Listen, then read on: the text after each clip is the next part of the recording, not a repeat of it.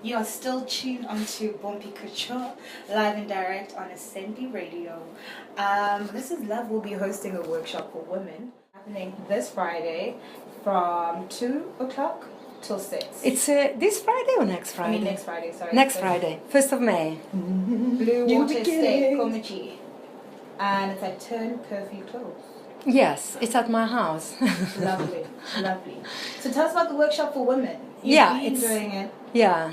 And This is a laboratory for women, in specific for women only, and it's about skydancing, and it contains everything you said. Basically, the practical, the technicality of it's a tantric practice called skydancing, and is to learn how to move your sexual fire from the base of your spine, from your genital area, first into your heart. And that could be the first stage, and you can stay with that for quite a while. It's quite big as a movement. And then when it comes to the heart, the choice is yours. You can offer it to existence if you're alone, if you're in lovemaking, because it's a practice that then you can also take into lovemaking. You can offer it to your beloved that is in that space with you. Or you can choose to move that energy even further up into your head and into your crown, and let it move through you as the life force itself, so that your body almost becomes just a container of this fire that traverses you, and then come out of the head, and there is this expression, becomes this rain of bliss. It falls back, this energetic falls back onto your being. But it's got a very different quality. It's not so fiery, it's very calming and cold and quiet and still. So it really is the internal dance of the masculine and feminine energy within the body of woman. So it's this internal lovemaking that happens when this polarity inside of us meet. And it's very powerful and very cleansing and very healing for women first, but also for anybody that has the honor to witness an experience like this. Even for someone that sits in the room and watch a woman skydancing, it's got a very powerful effect on one's body. And then into the world. I mean, I've got this fantasy one day for Women's Day. I'm working on it. I'm culturing the women to have an orgasmic mob for Women's Day in the station, you know, an orgasmic mob where the women suddenly stop where they are, they drop their bags, and they start having an orgasm, which, in the true sense of the word, is a movement that happens internally, you know, within a body of one being. And that's why in Tantra the word orgasm, it becomes so expansive. It's not that 30 seconds of high that happen after the peak pleasure. Generated often by friction of genitalia. But orgasmic experience is when we learn to love everything, as you know, it's written. You know, we become the lovers of existence, and so there is this tremendous energy of love that is moving inside my being, and it appears in its first form is erotic fire. And it happens around my genital. When I learn to recognize it culturally and cultivate it, I can begin learning to move that within my body. Is this also coming from the practice of how you taught us to breathe with our yonis? Oh yes, definitely. That's the first step. Breathe with your yonis. Definitely. Yes, that's the first step. Those are all techniques that start taking you into that space of your pelvis and your base sexuality. Then yes, I do this with the women. We breathe with the yoni. We inhale from the bottom of our body. And do you also teach men to breathe with their penises? I haven't yet, but I can take that as a hint. Because I feel like if you will be like leading so many women in terms of empowerment, men should also kind of meet the man in that place. Yes, and I suggest, I invite men more than breathing with their penis, because with the yoni I think it's so simple. The parallel with mouth, the lips. The lips part and breathe, and we've got lips in between our legs, and so the connection between yoni and mouth, it's immediate and is real in women. The connection with the jaw muscle and the hip, the jaw joint and the hips join in women is immediate, you know, and that's why birthing women should kiss a lot while they're birthing. Because men should kiss? Yes, their beloved while they're giving birth, because that's allow the old genital to really open and soft, like the mouth soften immediately when you kissing in love. Does that also calm down the woman? Because I think if you're having contractions, I don't think you'll be thinking about kisses.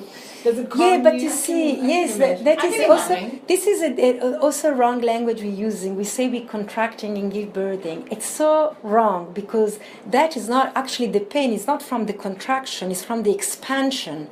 What happens when a woman is birthing, she's opening up so much that feels as pain in some women when we don't really understand that. And then I don't know if you've heard also there is a practice called orgasmic birthing, where we're turning around that experience of pain into an experience of ultimate pleasure that is so foreign to us that we perceive it as pain, but actually if we would rest and relax. So if a woman, instead, what we do when comes what we call pain, we want to get out of the pain. It's what we said early. We started the program with this. When someone is sad, we want to get out of it. Yes. So we're creating an internal contraction. Instead, if we rest in it and we're loving, it means we're opening. So we're kissing and we drop into what happened in my body is opening. Gosh, a baby's coming out of it. This is amazing. And then you rest in the loving, because the baby comes from lovemaking. It's a product of love. So welcome the baby in love making, while you're making love. The same way it was made is delivered. You will see that women start having a completely different experience of birthing that can be very orgasmic, actually. Have you done any of those orgasmic? I haven't experienced that in my birthing, no. I was very much into the conditioning realm of that space. And but I know that women are flowing into this more and more, and part of my work is also to open women into this new understanding of what does it feel like to open one's self to themselves, you know, to the openness of the body. And so in Skydancing we're practicing this, and then, you know, there are so many realms we can take this work into, you know. For me, and I trust the women, they will take it where it needs to go, you know. Even in the boardroom of corporate working, you know, I'm very positive that that's a place there is room for that. There is need for that. There's definitely need for that. So I'm just really taking the work for now. I'm just teaching the practical techniques, and I'm guiding women in a space where I've taken myself into for a few years now. So I feel I can create this inner space inside of me that can contain all of the women in the room, and I offer this.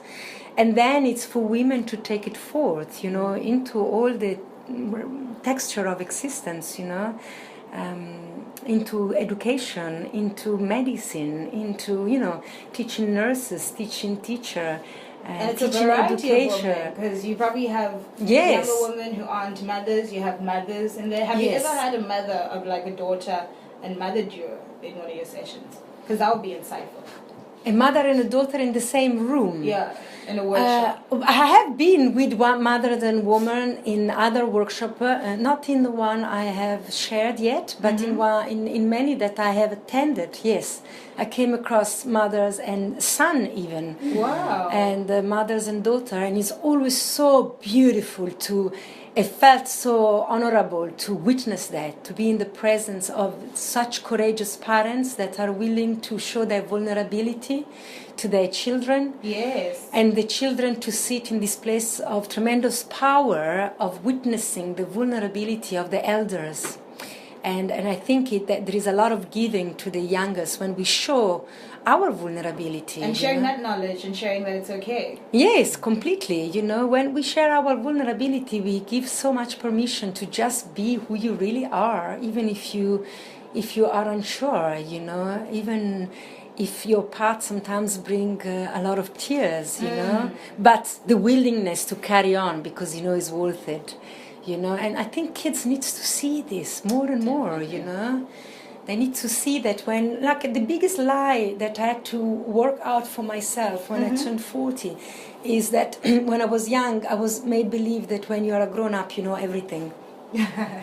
Right? And when you're 40, you know everything, because as kids we were never allowed to know nothing. So when you grow up, you know everything. And I tell you, you turn 40, and the first realization is that you know nothing. There is so much to know. There is still so much to receive, and that is the greatest points of strength I feel. For me, allowing it was yourself to learn, allowing myself to know that I know nothing, and to say it to the children that is not true. There is always so much to know, and to be the student of life. It was give you so much strength to know. When you think you know, you are finished. You know, when you think you know, you're finished. Then what are you living for?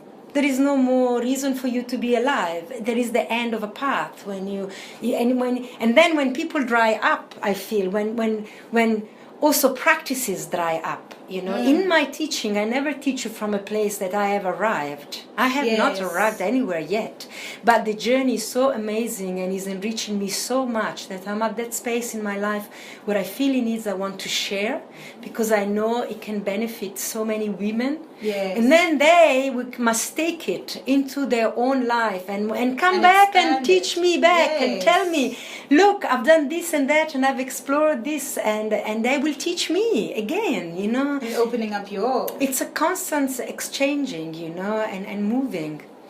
Skydancing. But for me, what I really love about this practice, it made me own my sexuality as something that is not the real power. The real power of sexuality is to sit with what I love. Then I am powerful. Then I am a powerful person. When I'm really sit with the totality of my potentiality. It's not about overpowering anybody, you know. Is this also coming from the practice of just sitting there naked with your lover? Yes.